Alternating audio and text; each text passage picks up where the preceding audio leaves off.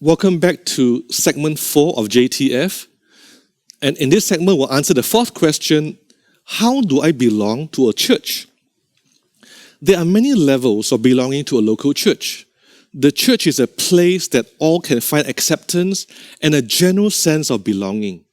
Alongside that general sense of belonging, many churches have something called membership, where baptism is entering Jesus' universal church. When you believe in Him, membership is a way of expressing your belonging to one local church and uniting specifically with the others who make up that local church. And this is committing in a serious way to a specific local church. The New Testament word most often used to describe belonging to a church is koinonia. And this word is translated into 3 English words. The first is partnership. In Luke chapter 5 verse 10, koinonia is used to describe how Andrew and Peter, James and John worked together in a small fishing business. And they were also cousins and brothers. So being part of a church is partnering together in significant ways for a significant cause, like these brothers and cousins committing to one another in a business enterprise. The second English word is fellowship. The idea is committed companionship or togetherness. It is fellowship envisaged on a great adventure where neither trial nor joy separate the bond between you and fellow travelers. Acts chapter 2 verses 42 to 47, they devoted themselves to the apostles' teaching and to fellowship. The third word is membership. Not in the sense of paying fees at a local golf club, but in the sense of being part of becoming an essential member that completes a body. It's about integration and interdependence. In 1 Corinthians chapter 12, verses 12 to 26, it is used to describe the body functioning as a whole when each member uses its gifts to serve the others, all under Christ's leadership. Belonging to a church is not something that happens to us, or that we luck into it, or we just keep looking hard enough. Belonging is something that we do. Belonging is going to require making a commitment first, going back week after week, month after month, year after year, until the belonging feel like it's something real. If we want to belong, we must make a commitment. There are 3 ways to belong. Number 1, show up to cell meeting or to worship gathering. Belonging doesn't happen overnight. Step 1 is to turn up, and this is a discipline. And I encourage you, show up at cell meeting, show up at worship gathering, at prayer nights, at water baptism, at worship nights or at Alpha. Show up when we don't want to, especially when we don't want to. Number 2, connect to cell community. The best way to be connected in a longer term basis is to become part of a cell community. Being part of a cell community is where you can know and be known, to be loved and to love. To encourage one another in the faith is the best way to be part of our community.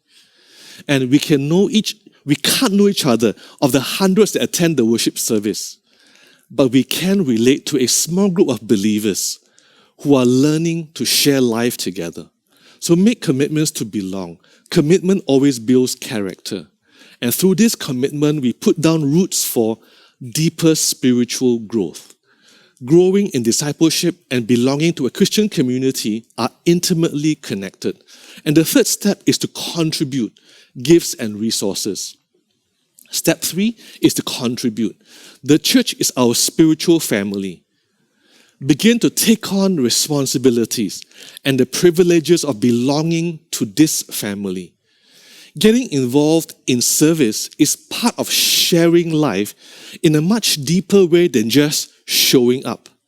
Our contributions of time, treasure, and talent connect us profoundly to the venture that we're all committed to To contribute is to step up to become all that God has called us to become. And this is designed for disciples who want to grow in our faith. It can also open the door to servant leadership opportunities for people. So there is one more step, if appropriate. If you're not sure where God is calling you to serve, speak with your cell leader or your zone pastor about your spiritual gifts and about ministry opportunities. A great deal of ministries are described on our website.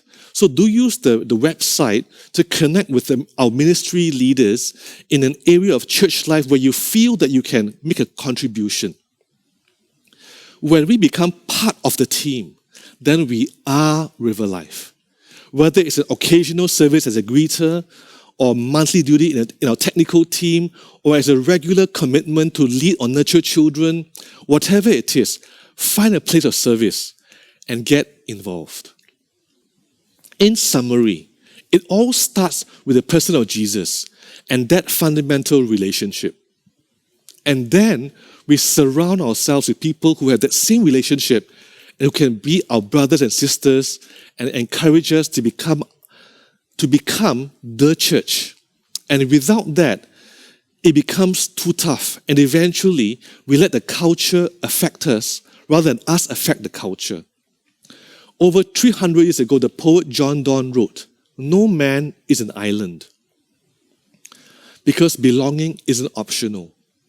We are called to belong to the church. We are called to belong to Jesus and therefore to one another.